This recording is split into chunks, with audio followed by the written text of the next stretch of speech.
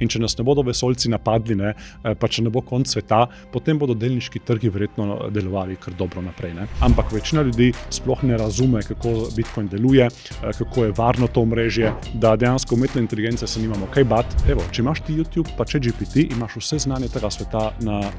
A to lahko vsakdo doseže? Vedno sem sanjaril o nekem boljšem življenju, o tem, da bi sam v življenju uspel, da bi nekaj si ustvaril in zato, ker sem takrat imel tudi sam neke slabe izkušnje pri vlaganju denarja. Če ti dejansko si cel dan za televizijo na kavču, ne boš nobene sreče v življenju dobil. Ne. Zato je nujno, da nekaj vlagaš za prihodnost, ne, za svojo penzijo. Ne. Vsakmu majhnemu podjetniku v Sloveniji to odpira vrata na globalni trg. Vsak mesec gre 1000 milijonarjev ven z Anglije, se odseli iz države. Ne. In to je eksodus dejansko najbolj uspešnih ljudi. Ne.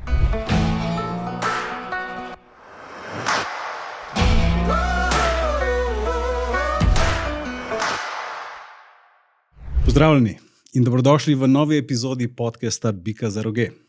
Moje ime je Martin Šifrer in danes začnemo z novim vprašanjem, ki se glasi, kako do finančne neodvisnosti. In danes je z mano sam mojster investiranja, Robert Rolih. Pozdravljen, Robert. Lep pozdrav. Živel.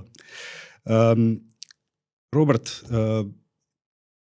imaš svojo akademijo, imenuje se Pantarej, in izobražuješ ljudi na temo osebnih financ, investiranja.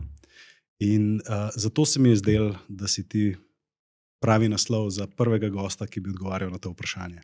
Super, hvala.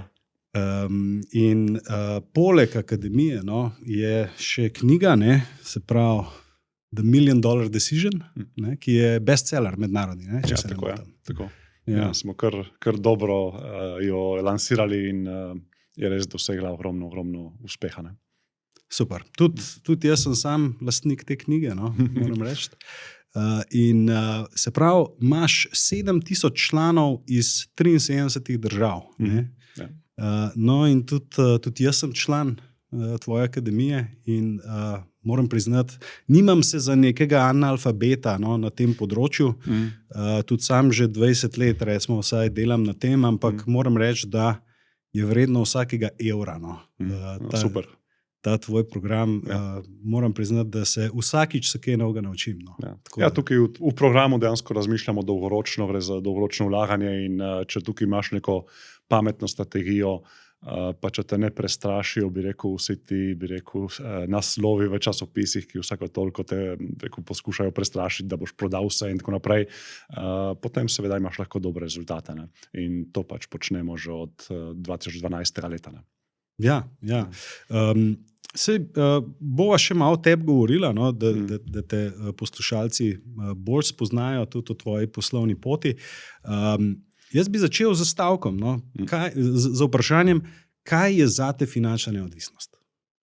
Jaz bi tako rekel, čisto enostavno, če ti zdaj trenutno pogledaš, koliko imaš nekega premoženja, portfelja, ali kakorkoli bomo temu rekli, to je neto vrednost, če danes nehaš delati, ali boš preskrbljen do konca življenja. To je mogoče neka taka zelo enostavna definicija finančne svobode, da ti ni več potrebno skrbeti za denar, ti ni več potrebno skrbeti, a boš hodil v službo, a ne boš hodil v službo, ali boš delal to, ali boš delal drugo. Dejansko, da lahko počneš tisto, kar želiš, s tisto osebo ali pa s tistimi osebami, ki želiš, dokler pač boš živel. In to je tista prava finančna svoboda. No, zanimivo je bilo.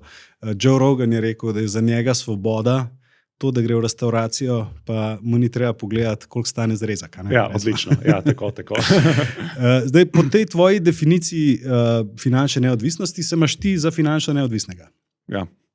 Okay. A bi malo razložil svojo poslovno pot oziroma recimo temu, svojo pot do finančne neodvisnosti? Kakšni so bili tvoji začetki, pa kako si prišel do te točke? Ja, dobro vprašanje. Torej, sam izhajam iz zelo skromnega okolja. Odraščal sem v eni majhni vasici, ki se imenuje Zarečje pri Ilirski Bistrici, in doma nismo nikoli imeli denarja. Torej, še vedno se spomnim pač moj oče, kadarkoli sem nekaj pač želel, je bil odgovor, denar ne raste na drevesih, mislim, nimamo denarja, ne moramo se tega privoščiti. Dejansko, ko sem bil mlad, sem vedno imel te izzive, da v družini nismo imeli denarja, da smo tudi izhajali iz tega bolj zakotnega kraja. In vedno sem sanjaral o nekem boljšem življenju, o tem, da bi sam v življenju uspel, da bi nekaj si ustvaril in podobno. In to so bile na začetku bolj sanje. Potem, ko sem bil pa na faksu, sem pa v študentski sobi ustanovil pač svoje prvo podjetje. To je bilo čistko, brez česarkoli, sem se naučil pač sam izdelovati spletne strani. In moj prvi biznis je bil skupaj s takratno punco, ki je zdaj tudi žena, Saro, sva takrat začela izdelovati spletne strani za podjetnike. Na začetku je šlo bolj počasi, naredila sva pač vse te možne poslovne napake, ki jih lahko narediš, od tega, da ti stranka ni plačala, pa si ostal brez denarja, nisi imel pogodbe, mislim, en kup teh začetniških napak. Ampak potem z leti, v roku nekje 5-6 let, sva pa začela že kar konkretno služiti kar lepe vsote denarja. Tudi potem smo šli še v izobraževalni biznis, smo začeli delati različna izobraževanja na te poslovne tematike, kot so online marketing, prodaja in podobno, vodenje in podobno. In to se je potem razraslo v en tak resen biznis. Skupaj z internet biznisom smo potem pač kar nekaj denarja zaslužili. In takrat je bil tudi tak prelomni trenutek v naši karieri, da smo povabili v Slovenijo Briana Tracyja. To je velikan v tej branži doseganja poslovne in osebne odličnosti. Napisal je že, mislim, 70 knjig, na stotine audioprogramov in tako naprej. In ko smo Briana pripeljali v Slovenijo, to je bil tisti, bomo rekel, prelomni trenutek. Takrat je res začelo podjetje delovati na enem višjem nivoju, z višjimi prihodki, višjimi dobički. In potem, kasneje, to je bilo že vse super, potem pa je prišla ta finančna kriza. In takrat nas je pa zelo usekalo. Torej, celotna izobraževalna branža je takrat padla, mislim, nam so prihodki padli za 70%, ker nihče več ni kupoval izobraževanj, teh poslovnih izobraževanj, ki smo jih nudili. Spletne strani so tudi šle, čist dol, zato ker je prišel WordPress in vse te enostavne orodja, s katerimi si ti pač lahko izdeloval spletne strani. In mi smo prišli potem v ene velike težave, da smo imeli za par let minus. Ni bilo eno tako lepo obdobje, ampak na srečo smo takrat naredili eno tako preobrazbo, smo ugotovili, da dejansko se moramo precej spremeniti. In zato, ker sem takrat imel tudi sam neke slabe izkušnje pri vlaganju denarja s pomočjo teh svetovalcev in bankirjev in tako naprej, sem pač ogromno minusa pridelal z njimi, ker takrat sam nisem vedel, kako investirati, nisem vedel, kako delati s svojim denarjem in sem pač vse zaupal pač finančni industriji. In imel sem to izkušnjo in potem dejansko ko sem pač hodil v London na določena izobraževanja, sem našel to idejo, da bi lahko to moje znanje, ampak ne zdaj na področju interneta ali pa poslovnih znanj, ampak prav na področju investiranja. Ker sem se takrat potem sam začel učiti, kako investirati, kako delati z denarjem. In sem gotovo, da finančna industrija ni naš prijatelj, ampak dejansko, da moraš ti drugače delati, drugačne produkte vlagati, kot ti jih priporoča finančna industrija, da si lahko ti uspešen. Mogoče samo tlele trenutek, se pravi, vzporedno ste delali spletne strani in organizirali dogodke. Tako. Torej, je potem prišlo do, bom rekel... Dva oddelka sem imel v podjetju. Ja. A pa je potem prišlo do kakšne prodaje vmes, da si akumuliral večjo količino denarja, ali je bilo to sproti dobički, recimo temu, to, kar si investiral? Torej, tisto, kar sem investiral, so bili ti sprotni dobički. Ker mi smo dejansko že v teh letih, tam 2005, 2006, 2007, smo kar nekaj denarja zaslužili in ta denar jaz nisem vedel, kam ga dati. In potem sem ga pač investiral s pomočjo različnih svetovalcev in tako naprej. In te investicije seveda niso šle preveč dobro, tudi šli so v neka kratkoročna trgovanja, kjer so bili minusi ogromni, neke forex trgovanja in tako naprej. Mislim, tako vse neumnosti, ki jih lahko, mislim, zdaj, ko pogledam nazaj, največje neumnosti, ki bi jih lahko šel, so mi pač svetovali. In, ali pa potem vzajemni skladi, ki imajo ogromne provizije in tako naprej. Tako da ta denar, ki sem ga takrat zaslužil, sem ga vlagal, potem je zginil in pa še kriza je udarila. Ne. In to bi bilo tisti dvojni knockout. Ne. Double dip. Ja, double dip. Ampak kot sem rekel, ne, potem dejansko na srečo sem pa potem, zato ker sem ugotovil, da preprosto ne morem zaupati svojega denarja drugim, da ne morem zaupati finančnim svetovalcem, bankirjem in tako naprej za finančne nasvete. Zato sem se sam začel potem izobraževati zelo intenzivno na tem področju. In potem, ne, po tej krizi, ne, ker smo ugotovili, da moramo nekaj drugače narediti, moramo nekaj iti v neko novo smer, pa to znanje, ki sem ga imel, ki ga večina ljudi na svetu nima, kako vlagati denar na en preudaren, pameten način, pa da se izogneš tej finančni industriji, to je potem dejansko so se te ideje združile in sem potem ustvaril ta moj program Mojstri investiranja, ki je danes mednarodna uspešnica, kot smo prej rekli, ne, imamo že člane iz več kot, mislim, da točno 73 držav trenutno. Ravno prišel je eden, mislim, mogoče 74, zdaj Bolivija. Tako da res zelo uspešen program, ki ga vodim zdaj že od leta 2012. Ne.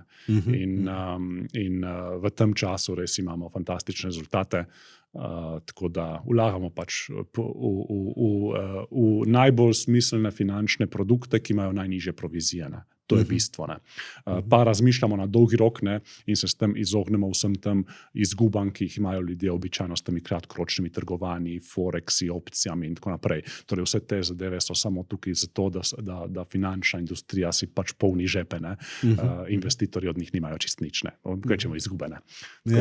No in to je bila ta transformacija, ne, ki smo jo takrat naredili. In ta transformacija nas je pripeljala pač do globalnega trga, do knjige, do tega, da si pač zdaj delimo oder z vsemi največjimi strokovnjaki na svetu. Recimo ravno zdaj pred kratkim smo imeli en online dogodek skupaj, so me povabili kot govorca, kjer je bil tudi Robert Kiyosaki, tisti glavni govorec. Ne. Tako da sem si delil oder, ne, že s vsemi temi največjimi javnimi govorci na svetu ali pa najbolj znanimi strokovnjaki, ne, na svetu. Ne. Tako da Ja, res fascinantna pot. No? Ja. In tle vidim, da si združil svoje veščine marketinga z finančnim znanjem. To je pa bistvo. Ne? Dejansko v biznisu, ne, ti lahko uspeš, če imaš marketinška znanja. Ne? Vidim na trgu, ne, ogromno je podjetnikov, ki so zelo veliki tehniki. Imajo izjemno dobra tehnična znanja, ampak ne znajo tistega, kar imajo prodati. Torej imajo ful dober produkt, ne, imajo ful dobro storitev, ampak zato, ker so tehniki, ne znajo tega prodati. In tukaj, ne, ti pa lahko zelo koristijo ta prodajna marketinška znanja. In jaz sem potem združil, ne, torej, zato, da je ta moj finančni biznis, ne, uspešen, ne, da lahko imam toliko članov iz toliko držav. Brez teh marketinških znanj jih ne bi mogel dobiti. Ne. Torej, brez teh marketinških znanj ni nič. Ne. Zato tudi mogoče tako, če kdo podjetniki, ne, ki spremljajo ta podcast, ne, polagam na srce, čim več se izobraževati o marketingu in prodaji, ne, pa človeški psihologiji.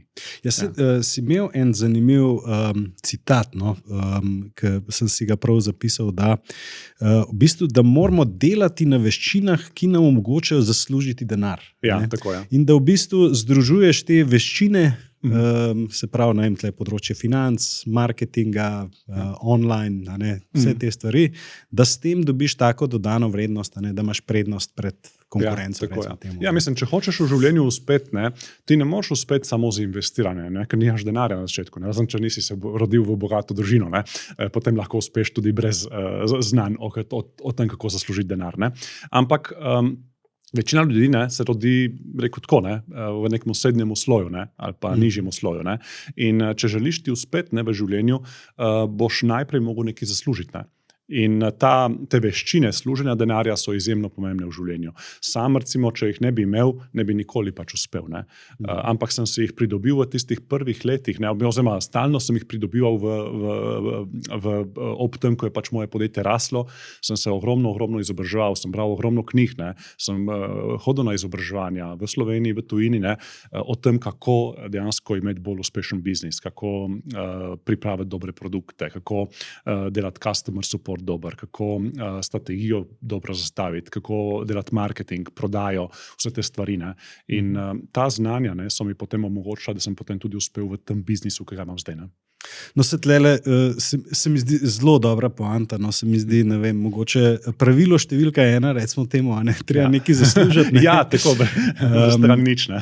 In tle je eno pomembno vprašanje, ker sem jaz tudi na tej poti, no, bom rekel, že nekaj časa hodim po tej poti, vendar še nisem tam, ampak tle se je dostikrat pojavilo vprašanje, ali je to dosegljivo vsem. A to lahko vsakdo doseže? Ja, to je odlično vprašanje. In odgovora verjetno nihče na svetu ga pač ne pozna, ne? Ampak bom mogoče malo rekel svoje mnenje tukaj podal. Ja. Ali lahko vsakdo uspe? Jaz mislim, da skoraj da vsakdo lahko uspe. Vedno, en delček je vedno sreče, to moramo upoštevati, ne, v življenju vedno moraš malenkost sreče imeti, ne, ampak srečo lahko tudi izzivaš. Ne. Če ti dejansko si cel dan za televizijo na kavču, ne boš nobene sreče v življenju dobil, ne, ker je ne izzivaš. Ne. Ti lahko srečo izzivaš s tem, da poskušaš stvari, da se učiš stvari, da si v stiku z drugimi ljudmi, da navezuješ neke povezave z drugimi, ne, poslovne ali pa osebne in tako naprej, ki ti lahko potem tudi seveda koristijo v življenju. Ne. Torej, ti moraš srečo izzivati. Ne. Tako da jaz bi rekel, skoraj da vsakdo v tem življenju lahko uspe. Samo moraš dejansko razmišljati, ne, da moraš sam najprej vase vložiti ogromno, se moraš sam ogromno stvari naučiti in potem z tega znanja boš lahko ti iz neke iznajdljivosti in tako naprej, boš lahko pač uspel. Ne. Recimo, ne vem, en tak tipičen primer, ne. Nekdo, ki je mlad, pa nima nobenih pogojev. Ne. Recimo, da je pač v neki revni družini, kot sem bil jaz. Ne.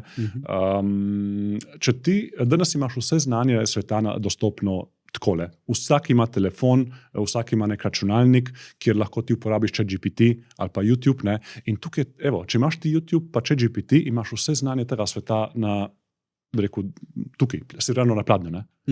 In če ti ta znanja potem začneš intenzivno pridobivati in si graditi svojo glavo, ne, na pravi način, psiho in znanje in tako naprej, potem dejansko ti ni noben problem najti priložnosti. Zdaj, ti lahko nekomu, ki je uspešen in mu rečeš, glej, jaz imam ta in ta znanja, jaz bi rad prišel v vaše podjetje brezplačno in bi rad pomagal. Dajte mi najti neko mesto. Popolnoma brezplačno. Vse te nič ne stane, ne? Se stane nekaj svojega časa. Ne? In to ti je lahko potem odskočna deska. Potem, če bodo tam videli, ne, da si ti dober, te bodo že plačali. Te bodo že zaposlili potem za nekaj drugega, pa ti dali plačo, pa kakorkoli. Ne? Ampak ti lahko začneš s tem, da preprosto rečeš, glej, znam te stvari, preučil sem vaše podjetje, vem, kaj počnete, jaz bi lahko tukaj in tukaj prispeval, dejte mi priložnost, ni me treba nič plačati, ne, pridem delati čez poletje. Ja, in si začneš graditi neke stvari. Ne. Ampak težava je v tem, da večina ljudi ne razmišlja tako. Ne. Večina ljudi bi rada takoj prišla v neko dobro plačano službo, ne, pa še vse ugodnosti imela pa tako naprej. Ja, mislim, to je super, ne, samo to je super, mislim, tako, zelo malo bo pač pa tako jih res dobilo neke take stvari. Ne. Ja, pa tle spet prideva nazaj na to, ne, če ne zaslužiš če nekaj ne zaslužiš, tudi tega ne moreš investirati. Ne? Se pravi, tle govorimo v prvi fazi to, da izboljšati svoje veščine. Tako. In to ti bo prineslo višje dohodke. Bolj uporaben, tako. Večjo dodano vrednost, ne? In da prideš s tem do višjih dohodkov. In jaz tudi vedno mladim pravim, ne, ko si ti na začetku svoje kariere, brez veze, da sploh ti razmišljaš o vlaganju denarja v tiste finančne inštrumente in tako naprej. To je popolnoma brez veze. Ti moraš na začetku svoje kariere vlagati v svojo glavo, v svoje znanje, v svoje sposobnosti, v svojo psiho, ne, da imaš ti dejansko, da si pridobiš samozavest, da pridobiš izkušnje. In potem boš s tem lahko več zaslužil in potem, ko boš več zaslužil, boš pa pač en del tega dal v neke naložbe, ne, kot so recimo delniški skladi ali pa Bitcoin ali pa karkoli drugega. Ja, no se do sem še prideva do investiranja. Kaj pa recimo tlele nekdo, ki je v 50 letih, recimo, da ima mogoče malo več, da se teže priuči neke nove veščine in podobno. Kakšne ima on opcije, recimo? Jaz mislim, da Kaj ni on nobene lahko ovire, starost ni ovira, da se lahko karkoli naučiš. Ne. Jaz se tudi zdaj bližam 50 letu, ne, pa mi ni problem se naučiti vse ta nova orodja, umetne inteligence, jih spoznavati, jih eksperimentirati z njimi in tako naprej. Mislim, isto kot lahko to 18-letnik počne, lahko nekdo, ki je 50 let star, to počne. Ne. Konec koncev rabiš samo malo te radovednosti. Ne. V življenju moraš biti malo radoveden, ne. In se ne smeš bati provat. Ne. Kaj te stane, bi rekel, si naložiti, v ChatGPT upisati, daj povej mi, katere so recimo, najbolj cenjene veščine ali pa najbolj cenjena orodja, ki jih lahko pač v biznisu uporabiš ali pa ki ti lahko pač pomagajo pri višanju dohodkov ali pa ki so nekako najbolj zaželena zdaj pri podjetjih. Ne. In se tiste stvari začneš učiti. Ne. Tukaj je ogromno prostora. Ne. Tukaj je ogromno prostora. Ni tukaj nekih ovir, ne, pri starosti, nevidenih. No. Se pravi, recimo, da sva, če malo spregovoriva o pravilih, kako do finančne neodvisnosti. Se pravi, prišla sva do tega, da moraš nekaj zaslužiti, recimo nekako logično potem temu tudi je, da porabiš manj kot zaslužiš. Ja, tako. Ja, to je neko osnovno pravilo. Ne. Tako, ja, da se neka razlika naredi. Kaj pa potem s tem? Kaj se zgodi s to razliko?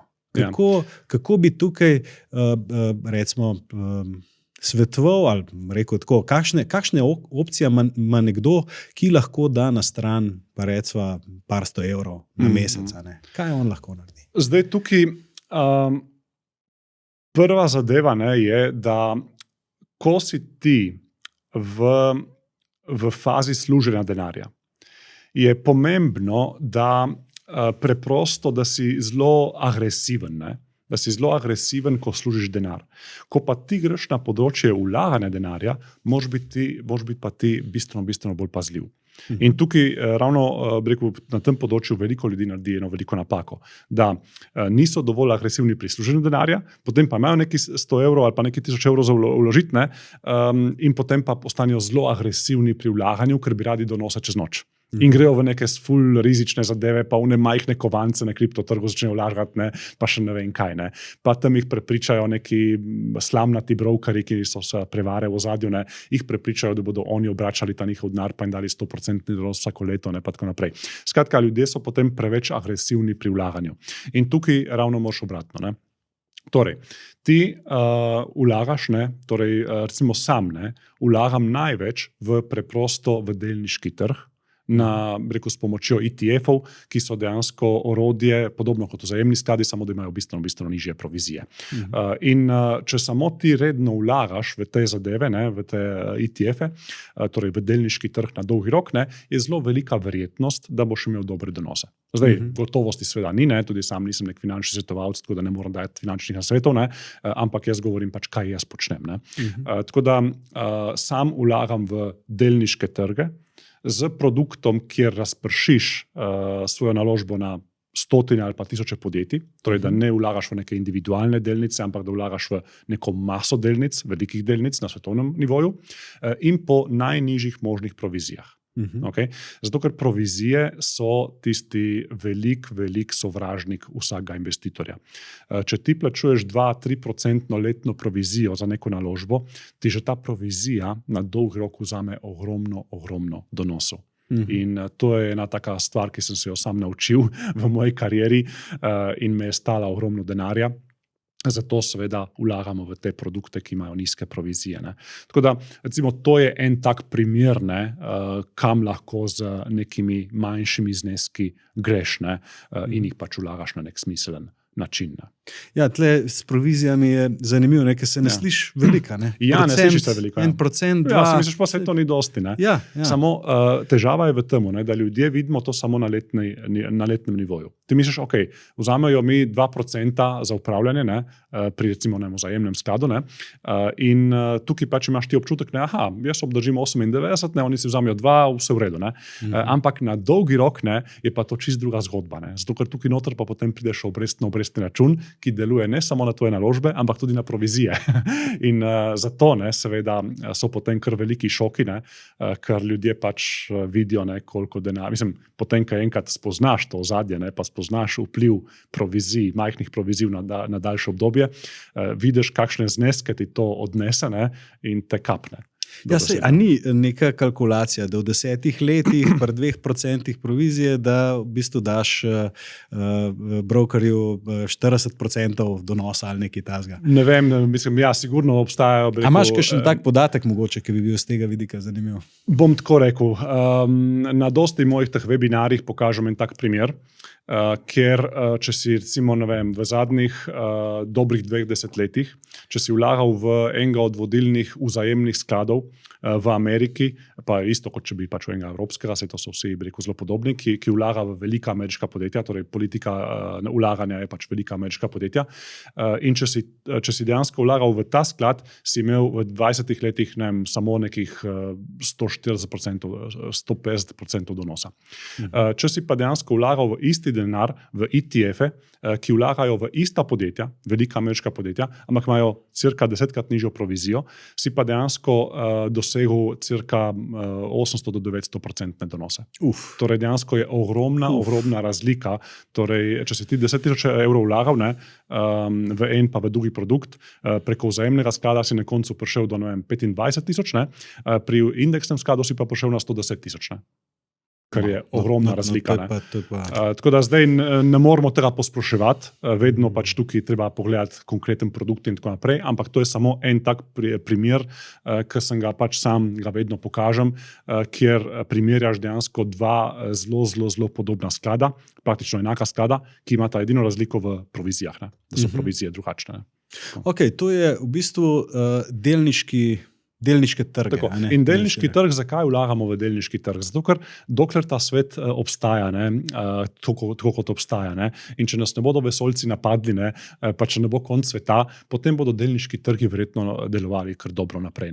Zato, ker ko vlagaš ti v delniške trge, vlagaš v podjetja. Vlagaš v Apple, vlagaš v Amazon, vlagaš v Meta, vlagaš v Tesla in tako naprej.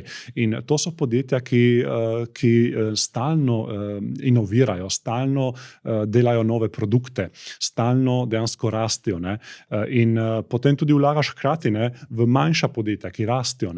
Nekatera bodo pač uspela, nekatera ne bodo, ampak suma sumarum, če ti vlagaš v neko veliko košarico globalnih delnic, boš najverjetneje imel dobre donose. Zdaj, gotovosti pa 100% pa nikjer ni.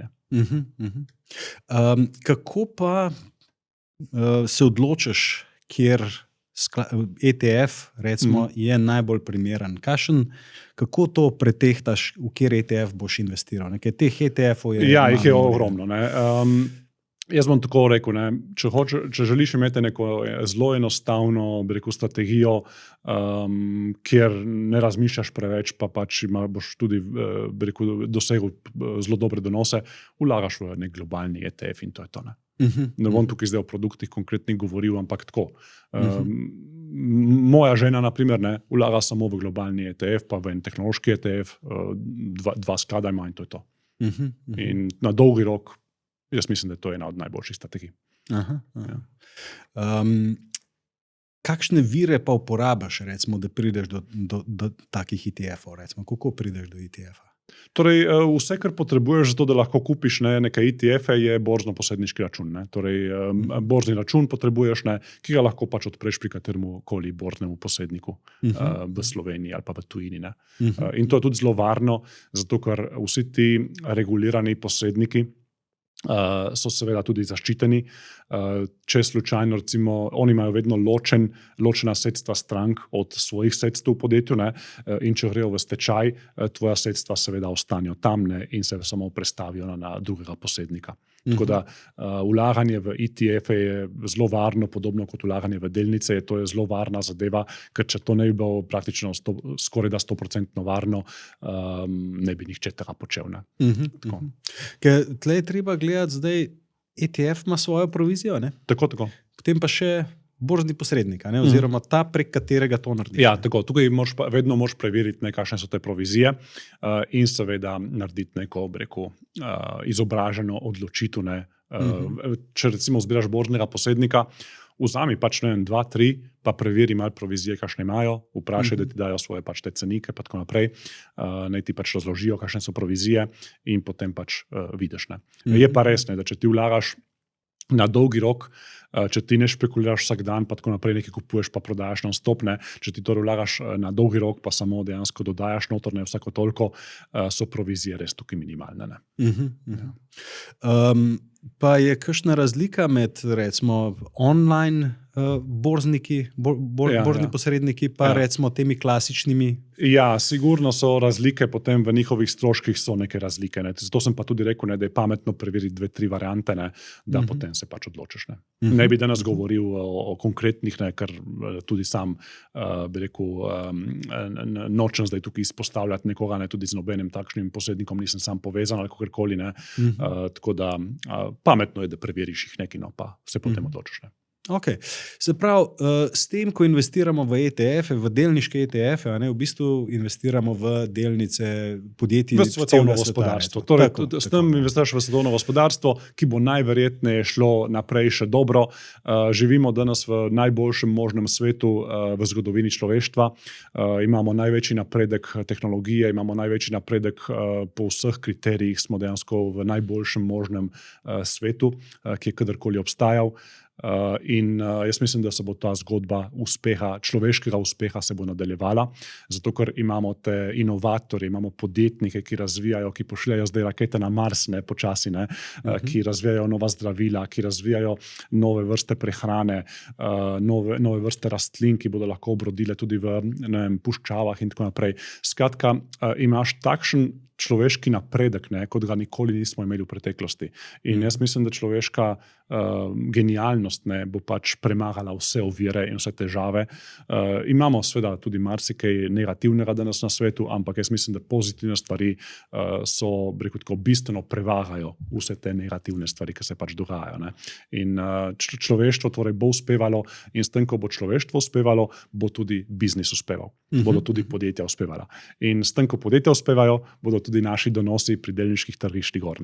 Okay. Nikjer ni nobene garancije, ampak to je moja filozofija pri vlaganju. Ja, smiselno. Ne? Ja. Mislim, tako, če pa nas vmes vesoljci napadijo, ne, potem pa itak ne bo nobenega brigalo. Kam so šli naši ETF-i? Ja. In zdaj tle imamo en naložbeni razred. Ne? A kakšni so pa drugi naložbeni razredi, kamor se ta razlika, v kateri se pregovori, kamor se da vlagati? Ja, definitivno en dodaten razred so kriptosredstva, Bitcoin in pa družba. S tem, da tukaj je Bitcoin definitivno kralj. Bitcoin na dolgi rok bo najverjetneje obstal in bo delal vedno večjo konkurenco zlatu, zato ker Bitcoin je preprosto digitalna različica zlata, torej digitalno zlato, ki je praktično, tako bom rekel, po vseh kriterijih je izboljšano zlato. Torej, zlato samo bistveno boljše in prilagojeno za nove generacije. Recimo, če jaz vprašam moja 2 sinova, ne, ki sta zdaj pač malo več kot 10 let sta stara, ne, oba, kam bi vlagala, v zlato ali pa v Bitcoin, niti na konc pameti ima ne pride, da bi vlagala v zlato. To je za uneta stare. Ne? To ni več za te mlade generacije. Ne? Mlade generacije potrebujejo vse digitalno, na mobitelih, na računalnikih, ne? Enostavno prenosljivo in tako naprej. Ne? Jih ne briga več tista kovina tam v nekih trezorih. Ne? Čeprav imaš ETF-e tudi, ki so na zlato vezani. Ne? Ja, seveda, ampak zlato jaz mislim, da nima, torej, ko vlagamo v zlato, jaz osebno ne vlagam v zlato zato, da bi dobival donose. Ampak zato, da bi se nekako zavaroval pred kakšnimi zelo črnimi scenariji. Zato tudi vlagam majhen procent portfelja, vlagam v zlato, ampak razlog ni v tem, da bi želel imeti donose z zlatom, ker verjetno jih na dolgi rok ne boš imel, ker do zdaj zgodovinsko gledano zlato v zgodovini je samo držalo stik za inflacijo. Ni prinašalo realnih donosov po inflaciji. Seveda, nima nobene dividende, naprimer. Tako, nima nobene, torej zlato je hranilec vrednosti, isto kot Bitcoin. Bitcoin je isto hranilec vrednosti, samo da je v digitalni obliki in nič ne ustvarjata.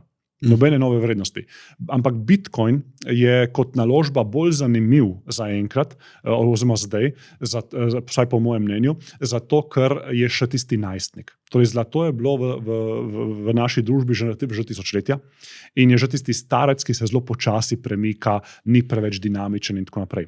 Bitcoin je pa po drugi strani tisti mlad najstnik, ki gre hitro gor in dol, cikcaka plus minus 20%, zato ker dejansko ga zelo malo ljudi še na tem svetu uporablja. Ga zelo malo ljudi dejansko ima kot hranilec vrednosti. Ampak s tem, ko se pač povečuje, oziroma ko vedno več ljudi je izobraženih o tem, kaj sploh je Bitcoin, bo čez 5, 10, 15 let bo dejansko Bitcoin imel verjetno enak status kot zlato. Danes, zato ker bodo ljudje ugotovili, kaj to dejansko je. Danes pa še nismo prišli do tega. Danes dejansko zelo majhen procent ljudi na tem svetu sploh razume, kaj je Bitcoin. Ja, so že slišali, vejo, da je to neka digitalna zadeva in tako naprej, kriptovaluta in blablabla, ampak večina ljudi sploh ne razume, kako Bitcoin deluje, kako je varno to omrežje, kakšno funkcijo ima in tako naprej. In zato, ker je še najstnik, ima še zelo veliko prostora za rast. Okay. Se pravi, zaenkrat imava delnice, delniške ETF, potem imava zlato, imava Bitcoin. In potem se v kriptotrgu je še en kup projektov, preveč projektov, tako da sam torej poskušam nekako biti najbolj vezan na Bitcoin dolgoročno. Vsi ostali projekti pa več ali manj samo mogoče nekaj tistih res zelo močnih bo verjetno obstalo. Vse drugo je pa brezvezane. Dejansko kriptotrg ima to težavo, da je zdaj že na milijone teh žetonov in da že zaradi tega, ker je na milijone teh žetonov, denar se prerasporedi na milijon delov in na koncu ni nič. Torej likvidnost je premajhna, da bi lahko vsi ti žetoni imeli dobre donose. Zato jih bo 99% jih bo šlo v nič. Kripta se bo še dotaknila, še pri enem vprašanju. Pa še potem obveznice, mogoče sva še pozabila. Obveznice so še pa nekako ta, bi rekel, zadnja taka pasivna možnost za investicije, potem pa se lahko tudi vlagaš v kakšne nepremičnine in podobno, ampak to je pa potem že potrebuješ en kup znanja pa več denarja in podobno. Se pravi, mogoče čistko, da se za minutko ostavaš še pri obveznicah. Ti investiraš kaj v obveznice? Ne. Ne investiram še. Verjetno pa bom, ko bom recimo čez 10, 15, 20 let, ne bom pa verjetno tudi v obveznice. Zdaj pa ne investiram še. Zakaj? Zato, ker če ti imaš časovni horizont pri vlaganju, torej za koliko časa vlagaš, jaz sem zdaj recimo še zelo mlad, še pod 50, in imam vsaj še tam nekje 2 do 3 desetletja, preden bom jaz mogoče rekel, bom jaz malo počasi malo se ustavil pri mojem delu, pa tako naprej, pa ne bom več toliko zaslužil. In če imaš ti 20 ali pa 30-letni časovni horizont, jaz ne vidim niti enega pametnega razloga, zakaj bi vlagal v obveznice v primerjavi z delnicami. Zato, ker če pogledaš zgodovinsko, ne obstajajo obdobja tako dolga v tej novejši zgodovini, ko pač ta orodja obstajajo, da bi obveznice imele na takšno časovno obdobje višje donose kot delnice. To bi pomenilo, da bi dejansko bilo pol konc sveta. Verjetno v kakšnih krajših obdobjih. V krajših obdobjih, 2, 3, 4 leta, 5 let, definitivno obveznice imajo lahko višje donose kot pa delnice. Ampak če pa ti razmišljaš na, bom rekel tako, 10, 15 ali pa več let naprej, potem pa res ne vidim enega hudega razloga, zakaj bi vlagal v obveznice. Ker je izjemno majhna verjetnost, da bodo obveznice imele boljše donose kot delnice. Izjemno majhna. Ja, sem vseeno vesel, da sva se dotaknila tudi tega naložbenega razreda, ki bi rekel jaz zdaj kakšno besedo še o alokaciji. Alokaciji portfelja, se pravi, koliko se da v delniške ETF-e, koliko v obveznice, koliko v zlato in koliko v, recimo, kripto, Bitcoin plus ostali coini. In tle bi jaz mogoče, da narediva midva tako 3 bakete, rečemo nekdo, ki je mlad, nekdo, ki je v srednjih letih in nekdo, ki je starejši. Kako bi, recimo, tako ena okvirna lokacija mogla izgledati pri, recimo, v teh 3 starostnih obdobjih? Še enkrat bom tukaj poudaril, sam nisem finančni svetovalec, tako da danes ne moram dajati nekaj finančnih nasvetov, bom povedal, kaj bi jaz naredil. Torej, kako sam razmišljam glede tega. Torej, starejši si, bolj moraš biti konzervativen. Mlajši si, bolj si lahko agresiven. Zakaj? Zato, ker če si ti mlajši, imaš pred seboj bistveno daljše obdobje vlaganja in boš redno vlagal skozi še desetletja in desetletja. In to ti bo omogočilo, da boš vse te vzpone in padce, ki se dogajajo na borznih trgih, na kriptotrgu in tako naprej, da boš lažje preživel in da jih boš mogoče celo izkoriščal za dodatne nakupe, ko trgi močno padijo. Tako da, generalno, mlajši si, bolj si lahko agresiven.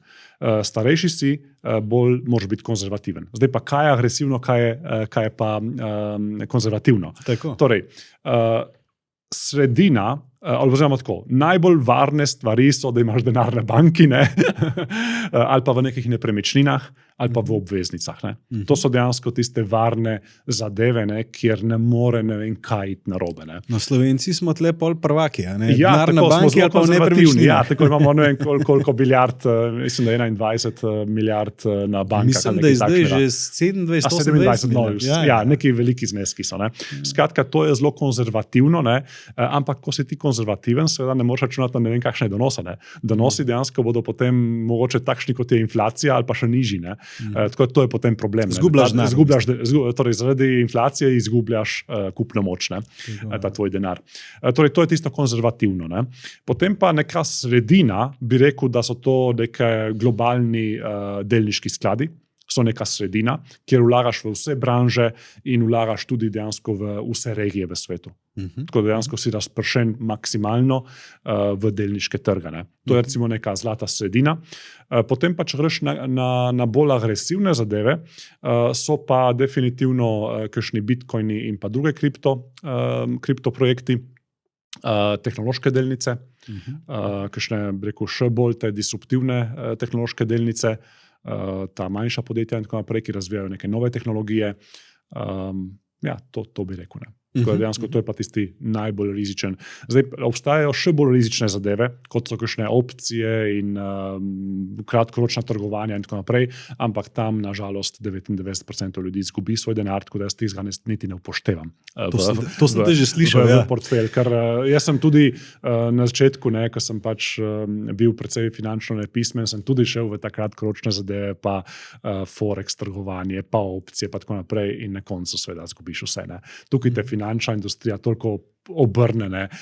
Torej, tukaj celotna ta branža je namenjena temu, da investitorje ožame do kosti. Tako da tukaj res strogo se temu izogibam in ko enkrat spoznaš pač to ozadje, kaj se dogaja v finančni industriji, ugotoviš, da dejansko tukaj ne moreš te igre dobiti. Ja. No, se pravi, mlajši so lahko več investirajo. Večjo vtež dajo na te, bi rekel, bolj agresivne zadeve. Bolj agresivne. Zdaj, to ne pomeni, da daš 100% svojega portfelja v najbolj agresivno zadevo, v 3 meme kovance, Trump coin, pa še Melania coin, pa še enega psička, si vzamemo. Torej, ne greš v te stvari, ampak moraš pač preudarno nekako narediti neko razporeditev. Da recimo, daš 30-40% v neke bolj agresivne stvari, pa potem vseeno imaš glavnino portfelja v teh delniških trgih, globalnih. To je neka stabilnost potem za tvoj portfelj. Rad bi se dotaknil tvojega, bom rekel, modela Millionaire Money Making Machine. Se mi zdela zelo zanimiva, in mislim, da zelo vizualno tudi prikaže, kako bi mogli razporediti svoje sredstva. In začneš ti v bistvu tukaj imaš 5 področji. Tako. In začneš z, tako kot sva rekla, znanjem. Tako, najprej je finančna pismenost. Potem je pa zaščita. Torej, najprej model imam narejen v angleščini, tako da najprej je increase your financial literacy, torej da najprej moraš postati finančno pismen, moraš sploh razumeti, kaj se dogaja v svetu osebnih financ, moraš razumeti svojo osebno bilanco, kaj so dohodki, kaj so odhodki, kaj so sredstva, kaj so obveznosti in tako naprej. Moraš pač malo te stvari razumeti. Moraš razumeti, kaj je inflacija, moraš razumeti starostne piramide, moraš razumeti to, da čez 20-30 let, da pokojnin več ne bo, oziroma bodo tako majhne, da ne boš z njimi mogel niti preživeti. Te stvari moraš razumeti. Ne. Potem drugi korak, ne, je finančna varnost. Ne. Torej, protect yourself, zavaruj se, ne. To so zavarovanja, pa potem žlahtne kovine. To je dejansko del, ki ti pač pomaga pri zagotavljanju neke finančne varnosti. Potem tretji del je Grow Your Golden Goose, torej da si nekako hraniš svojo zlato gosko. To so tiste dolgoročne naložbe, ki jih imaš za to, da boš res imel neko dobro penzijo, da si sam vlagaš v neke dobre finančne inštrumente, ki ti bodo prinesli dobre donose na dolgi rok. Potem imamo pa Accelerate Your Returns, tukaj lahko vlagaš nekaj v neke nove tehnologije, v neke bolj agresivne stvari, kot so recimo kripto in tako naprej. In potem še zadnji del, ne, je pa Dream Big and Share, torej tvoji cilji, ne? Zakaj sploh počneš vse te stvari, kakšno življenje bi rad imel, kaj bi rad dosegel, ne? Kaj bi rad mogoče tudi dal okolju, ne? In podobno.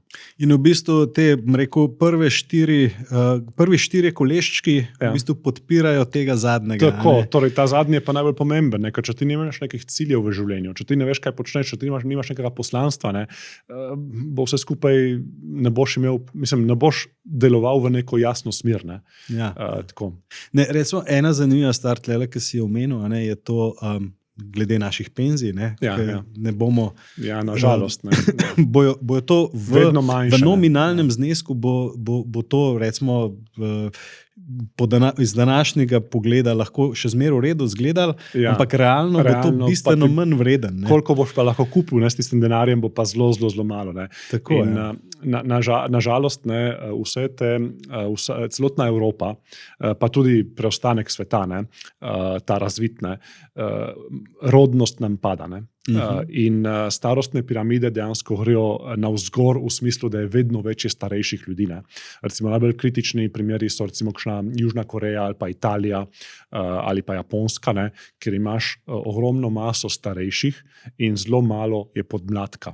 In zdaj matematika ti tukaj pove, ne, da mladi ne bodo več mogli podpirati takšne mase starejših. Ne. Torej, ali se bo povečala ta doba, ne, kdaj se lahko pokojiš, boš pač delal dlje časa, ali boš pa živel v mizeriji. Ne. Tukaj rešitve ni, ne. Mislim, matematika je matematika. Ne. In tega se moraš zavedati. Ne. Zato dejansko je nujno, ne, da sam še nekaj počneš s tem svojim denarjem. Ne. Zato je nujno, da nekaj vlagaš za prihodnost, ne, za svojo penzijo. Ne. Zato, ker drugače bo kriza. Ne. Ja, tle je bil en zanimiv podatek, no, se mi je zdel na to temo, ne, da dolar, ne, ki je najmočnejša valuta na svetu, ne, zaenkrat, da je v 100 letih izgubil 94%. Ja, mislim, da celo 97, ampak ni toliko važno. Ne, ampak vse valute ne, se devalvirajo. Torej, izgubljajo svojo kupno moč. Zakaj? Zato, ker seveda vedno več kot tiskaš denarja in vsi tiskajo denar, če imaš več neke stvari, je manj vredna. Ne. Tako recimo vedno dam ljudem tak primer. Ne. Recimo jastoge, ne, so jih pred 100 leti so jih uporabljali kot gnojilo na poljih, ne, ki jih je bilo toliko. Ne. So bili nič vredni. Ne. Danes so pa specialiteta, ne. In plačaš zelo veliko vsoto denarja za eno večerjo jastoga. Ne. Redkost, ne? Ja, je redkost. Scarcity. Ne. Ja, scarcity. Ne. In vse države, ne, dejansko so prisiljene v tiskanje novega denarja, zato ker preprosto. Ne. Vsi imamo te deficite v proračunu, vsi porabimo več kot zaslužimo, ne, v navednicah države, ne, torej poberijo z davki. Višanje davkov je najbolj neumna stvar na svetu. Višanje davkov je najbolj kontraproduktivna zadeva, ker ti, ko zvišaš davke, ne, odženeš ta najbolj uspešne ljudi ven iz države. To se zdaj vidi recimo v Angliji. Anglija je tipičen primer, kaj Cela se Evropa počne. ima v bistvu problem. Ne? Ja, ampak recimo zdaj Anglija, ne, ki je prišla pač ta socialistična vlada na gor, ne, so zvišali davke. Imaš vsak mesec, ne, se odseli 1000 milijonarjev ven z Anglije. Ne. Vsak mesec gre 1000 milijonarjev ven z Anglije, se odseli iz države. Ne. In to je eksodus dejansko najbolj uspešnih ljudi. Ne. In kdo pa poganja gospodarstvo? Najbolj uspešni. Ne. In to je dejansko države, ki grejo v višanje davkov, si delajo samomorne na dolgi rok. In kam grejo ti ljudje? V države, kjer je manj davkov. Ne? V Združene arabske emirate, Švico in podobne zadeve. Ne? In te države pa pač uspevajo. Ne? Ja. No, mogoče še na koncu bo se malo tega dotaknila. Ne? Zdaj, eno vprašanje, ki sem ga hotel tudi s tabo predebatirati, je finančno planiranje življenja. Sta dva koncepta, ki jih, vsaj dva, bom rekel, ampak ki sta si malo nasprotujoča. Eden je ta FIRE, se pravi Financial Independence Retire Early, katerega logika je, da ti v zgodnih letih trdo delaš in se veliko odrekaš, da boš potem recimo pri 30-35 imel dovolj, da boš finančno neodvisen in da se lahko upokojiš. Rezultati tega so menda mešani, da se veliko ljudi potem vrne nazaj v delovno silo, na trg delovne sile. Ampak recimo, da je to en koncept, kjer ogromno žrtvuješ. Recimo, mladost žrtvuješ za to, da boš na srednja ali pa stara leta, da boš preskrbljen. Medtem ko je se pravi, bivši trader, Bill Perkins, je pa napisal knjigo Die with Zero, ki je pa malo obrnjena logika. Njegova logika je pa, da imamo v življenju 3 bakete. Resmo, tako nekako razdeljene, kot smo mi dva prej gledala. Mladi, srednja leta in starejši. In prav, ko si mlad, imaš čas in zdravje, nimaš denarja. Ko si v srednjih letih, imaš se pravi denar, imaš zdravje, nimaš časa. Ko si starejši, imaš pa čas in denar, nimaš pa zdravja. In da je cilj v tem, da premikaš stvari iz enega baketa v drugega. In je med drugim rekel, tako kot rekel, najbolj ekstremen primer, da ko si mlad, si za izkušnje lahko tudi sposodiš denar. Ker boš kasneje več zaslužil. Se pravi, ne toliko odrekanja v tem delu. Tle izkoristite življenje, v tem smislu. Boste že pol zaslužili, tako v tem smislu. Kaj ti misliš o tem, ali pa tako rekel, kakšen je bil tvoj koncept, ko si šel na to pot? A si bil bolj FIRE ali bolj Die with Zero? Jaz bi rekel, da na začetku kariere definitivno sem bil bolj FIRE, ampak nezavedno. Ni, da sem poznal te koncepte, pa da sem rekel, to bom zdaj jaz počel. Preprosto, jaz sem bil toliko lačen uspeha, da sem ogromno delal v svojem biznisu. Ampak to mi je bilo všeč. Ne vem, meni ni delo, mi ni nekaj, kar, ne vem, jaz tako razmišljam. Jaz se nikoli ne mislim upokojiti. Bi se lahko že danes upokojil, če bi hotel, ampak mislim, kaj boš pa potem počel, Dolgčas, To je totalno dolgčas, se umreš od dolgočasja potem. Jaz osebno mi je toliko všeč to, kar počnem, da preprosto tudi, kadar bom star 80 let ali pa 90 let, jaz še vedno se vidim, da bom to počel naprej. Zdaj upam, da mi bo zdravje to dopuščalo. Ampak vsak si mora neko svojo filozofijo sam ustvariti.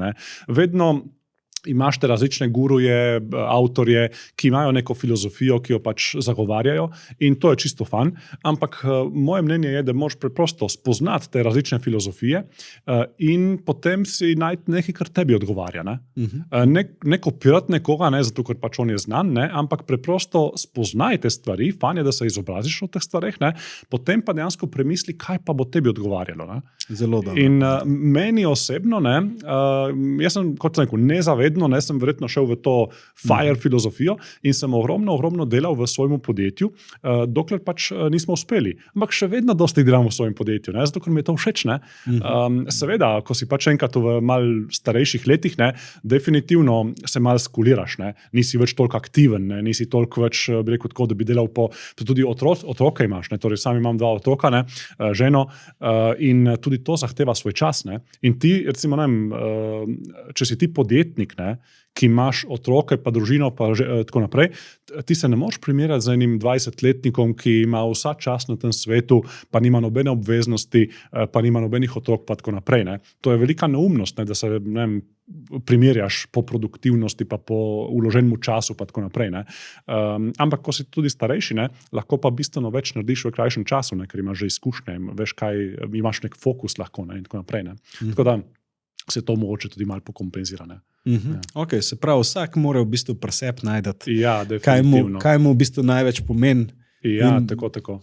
Po kateri poti bo šel. In recimo meni danes, ne, če pogledamo, ne, če sem včasih bil res tisto non-stop delo, ne, ko sem bil mlajši, ne, danes je prioriteta družina. Ne.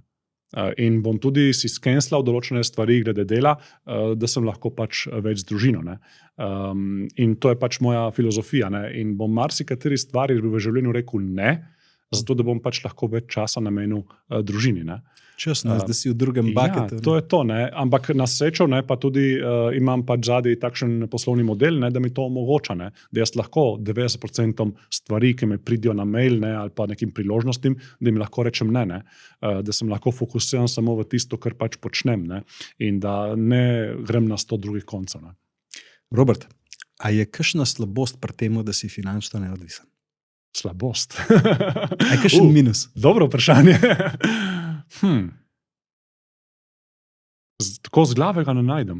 Mislim, če primerjam, ne, kakšno je bilo moje življenje, ko sem imel finančne skrbi, ne, pa zdaj mislim, ne vidim niti ene težave, ne, ki bi rekel, da je to zdaj slab, da je to po nekemu kriteriju ali pa po nekemu faktorju, da je to slabše, kot je bilo prej, ne, da ga ne najdem. Vsaj tako z glave. No. Tako, ne vem, čisto pomislim, a je lahko kakšen drive ali pa ta motivacija, a je tle lahko kaj mislim, da zgubiš ta to ni povezano. Jaz mislim, da to ni povezano z denarjem. Ne. Ker recimo, ne vem, tudi Elon Musk, ne, najbolj uspešen podjetnik človeštva, ne, on tudi bi lahko rekel, ja, pa sej sem najbogatejši na svetu, sej lahko se pač malo umirim, sej lahko bi rekel, malo se skuliram, pa še vedno dela v eni majhni pisarni kot živina, ne, in dela bistveno več kot praktično kdorkoli na tem svetu, ne, pa dela neverjetne inovacije, vodi ne vem koliko, 8 ali 9 podjetij, pa še zdaj v vladi dela, pa tako naprej, ne znam, noro. Ne.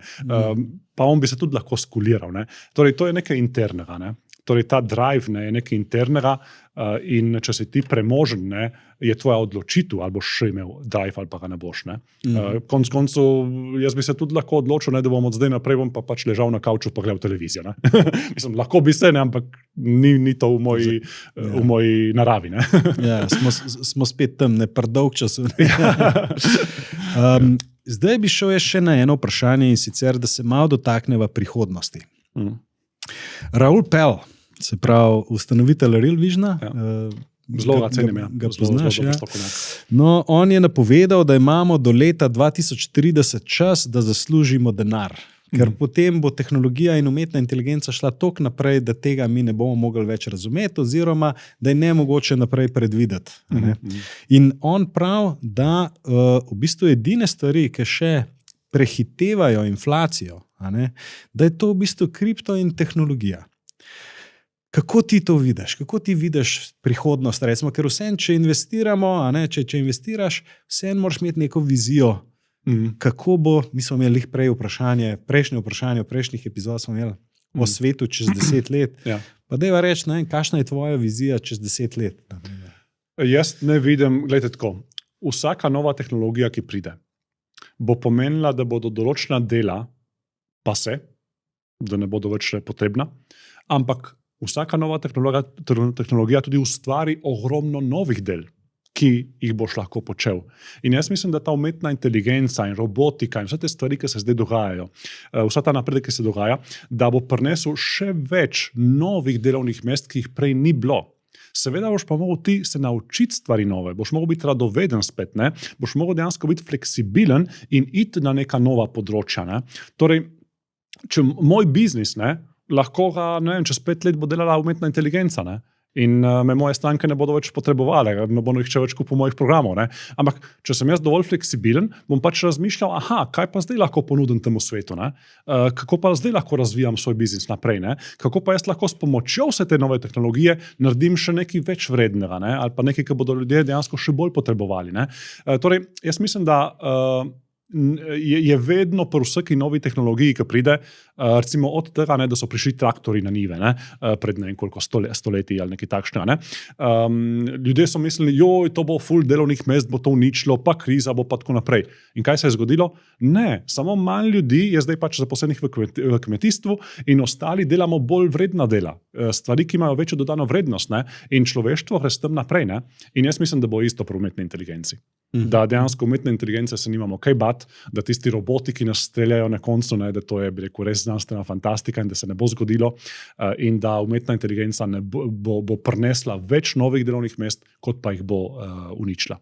Samo tisti, ki bodo pa želeli obogateti v tem procesu, ne, pa biti podjetniki in tako naprej, bodo morali pač razvijati neke nove poslovne modele, bodo morali pač neke nove poslovne ideje udejanjati, ne, ki bodo seveda aktualne. Ne. In zdaj mi nimamo pojma, kaj bo čez 5 let na trgu. Še za 2 dni naprej ne vemo, kakšne nove aplikacije se bodo ustvarile, kakšne nove tehnologije se bodo razvijale in tako naprej. Ne. Kaj šele čez 5 let? Čez 5 let bo svet čisto drugačen, ne. In boš takrat videl, kaj bo. Ne. Se pravi, smo bolj vedeževalci. Ja, tako. Ja. Zelo težko je tukaj napovedati prihodnost, ker je napredek pri ravno teh novih tehnologijah, ne, umetna inteligenca in podobno, je zdaj tako hiter, ne, da preprosto ti zelo težko mu sploh slediš. Že vse te aplikacije, ki prihajajo, vsi ti novi modeli, podobni kot so ChatGPT, Grok in tako naprej, en kup nekih novih zadev se razvija in jaz mislim, da tukaj bo to ustvarilo tudi ogromno priložnosti. Ne. In pa ta mali podjetnik bo lahko bistveno bolj uspel kot do zdaj. Recimo ena taka stvar, ki jo jaz vidim v Sloveniji. Jaz osebno sem na globalnem trgu. Tudi naučil sem se dobro govoriti angleško, ni mi problem pisati v angleščini in tako naprej. In ogromno mi zdaj umetna inteligenca pomaga ravno pri tem, da so moja sporočila perfektne. Ker ti, če nisi native speaker, ne boš nikoli mogel narediti perfekt zadev. Ampak s to umetno inteligenco vsa moja sporočila, vsi moji maili, vsi moji članki so postali zdaj perfektne, kot bi jih pisal nekdo, ki je native speaker. In jaz mislim, da tukaj ta umetna inteligenca, to, da ti dejansko boš lahko naučil umetno inteligenco, da govori kot ti, da zgleda kot ti in tako naprej, da lahko dela video, kot da bi bil ti, vsakmu majhnemu podjetniku v Sloveniji to odpira vrata na globalni trg. Tega se zelo malo ljudi zaveda, da dejansko neki majhni trgi, kot so Slovenija, se s tem lahko čisto odprejo. In ti lahko kot samostojni podjetnik začneš delati globalni biznis v katerikoli branži, kot da bi bil native speaker. In to je ena neverjetna prednost, ki nam jo nudi umetna inteligenca prav na takšnih majhnih trgih, kot je Slovenija. In to se da ogromno narediti. V bistvu, če si ti, recimo, bom dal en banalen primer. Ti si recimo fitness trener, ali pa nek trener, ali pa imaš neko strokovno znanje na nekem področju. Ne vem, delaš neke tehnične sisteme v podjetjih ali kakorkoli. To dejansko umetna inteligenca ti danes odpre trg na vse trge sveta. Zato, ker boš lahko marketing delal enostavno, boš lahko pisal članke, boš lahko napisal knjigo s pomočjo umetne inteligence, se začel predstavljati kot strokovnjak na tem področju, v enem čist boljšem, bi rekel tako, z boljšimi teksti, z boljšimi članki, z boljšimi posti na social media, boš lahko si začel graditi osebno blagovno znamko in tako naprej. Torej, ogromno ti lahko prinese ta umetna inteligenca. Sprav, tisti, ki bodo znali uporabljati umetno inteligenco, bodo uspeli. Točno to. Evo, jaz bi zdaj nekako prišel do tega povzetka, da povzameva midva, se pravi, kako do finančne neodvisnosti.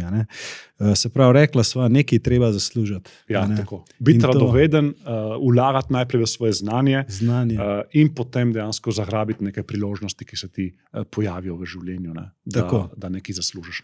Tako. In nekaj treba dati na stran, se pravi, manj je treba porabiti, kot zaslužiš, in potem se pa to investira. Preostanek pa investiraš na en tak pazljiv način. Ne iti v neke neumnosti, ne iti v neke stvari, ki so lahko prevare, ker tega je ogromno. Torej, iti na en tak, bi rekel, bolj konzervativen način v investiranje. Ne. Tle, recimo, če greva kar po tem tvojem modelu, govoriva o tem, da nekaj investiraš, da se zaščitaš. Ne? Ja, se pravi, imamo zlato. Tako, pa kakšna zavarovanja, da si tudi vzameš, ker konec tako. koncev ne može biti kakšno nezgodno zavarovanje in podobne stvari, može biti tudi zavarovan, ne, če se ti karkoli zgodi. Ne. Tako, to je tako. fun. Ne. Potem imava, največji del je v bistvu ta zlata goska, tako dolgoročna investicija. Kjer govorimo v bistvu bolj o delniških trgih. Tako. Na starejša leta kombiniramo z obveznicami. Točno tako. Potem pa še akceleratorji oziroma pospeševalci, ne, pa manjši del denarja gre pa lahko v neke napredne tehnologije, neke bolj rizične kriptonaložbe in tako naprej, ampak manjši del denarja. Ne. Tako, ja. In nikoli ni prepozen, da začnemo. Ja. Najboljši čas za začeti bi bil pred 20 leti, drugi najboljši čas je takoj. Ja, tako. Evo, super. Zdaj imam še nekaj hitrih vprašanj. Na koncu je vedno segment hitrih vprašanj. Super. Pa bi se sam malo poigrala z tem vedeževalnim delom. No? Cool. Se pravi, vidim, da si fan Ilona Muska. Ne? Mislim, ni, da sem fan, ampak tako ga cenim kot podjetnika. Tako, vsak človek ima pa svoje pozitivne plati, pa tudi negativne plati. Tako da tudi on ni perfekten. Tako, ja. Je pa tako, tisto, kar je pa dosegel, pa podjetje, ki jih je zgradil, to pa dejansko nimaš kaj, mislim, tukaj pa nihče mislim, da ne more. Ja. Zdaj, Tesla je bila zdaj kar na udaru. Tako. In zdaj mislim, da kotira tam nekje na $275. Kje bo Tesla 31. decembra 2026? 26. Prav, čez slabe 2 leti. 2 leti, ja, to je kratko obdobje, tako da to je res taka špekulacija. Ne. Ampak jaz bi rekel tam okrog 500. No. Okay. Zdaj pa tako, ker sem že omenil, da smo imeli mi v prejšnjih epizodah smo imeli vprašanje, kakšen bo svet čez 10 let.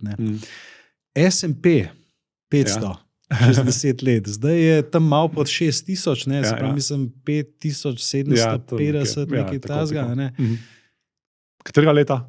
2035. To čez 10 let. Čez 10 let. Ja, če upoštevamo, jaz mislim, da bo dejansko tudi naprej z usponi in padci in s krizami in recesijami vmes in ne vem s čem, bo najverjetneje dosegal tam povprečne letne donose okrog 10%.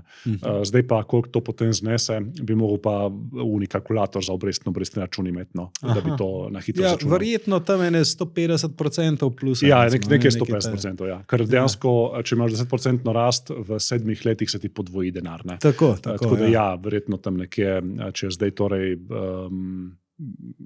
Če zdaj malo manj kot 6, pa je tam govorimo 14, 15? Ja, tam recimo 15, dajmo zaokrožiti. Okay. Zlato 2035, zdaj recimo, da je 3000. Jaz mislim, da bo tam okrog 4500. Tako. Ne pričakujem ne vem kaj od zlata. Kaj lahko povzroči propad Bitcoina v naslednjih 10 letih? Kvantno računalništvo ne. Ker ta mreža Bitcoin se prilagaja. In če vidijo, da bo problem, kvantno računalništvo, pa bom tako rekel, to je tisti največji rizik, nekega ljudje vidijo. Ampak jaz jih vedno vprašam. Bitcoin je najbolj varno omrežje na svetu, računalniško.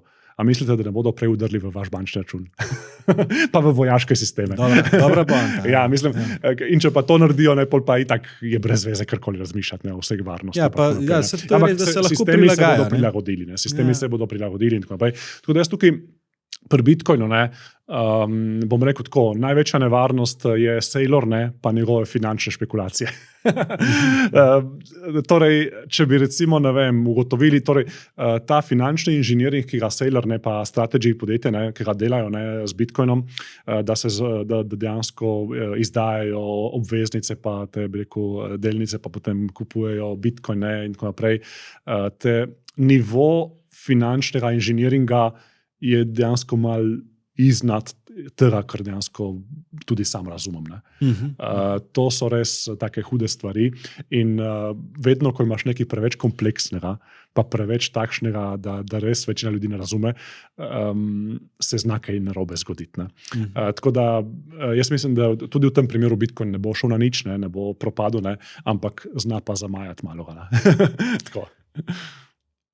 Leta 2035, kje bo cena? Bitcoin. Jaz mislim, da te nevarnosti, da bo Bitcoin prešel vse, imel bo velike vzpone in padce, ampak jaz mislim, da čez 10 let Bitcoin, če je zdaj tam okrog 85-86 tisoč danes, ali 88, ni važno, jaz mislim, da definitivno tam vsaj okrog milijona.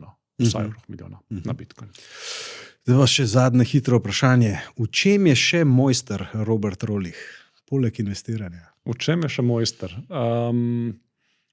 Dobro pišem, rad pišem, kakšne take dobre članke, tudi knjiga konec koncev, jo marsikdo pohvali, ker imam noter precej teh anekdot, pa malo iz znanstvene fantastike vzamem kakšne stvari, pa tako sem navdušen bralec znanstvene fantastike, že od mladih let. Tako da to mi je zelo všečno. Drugače pa v življenju nimam ne vem koliko, torej jaz imam v življenju biznis, to, kar pač delam, in pa družino.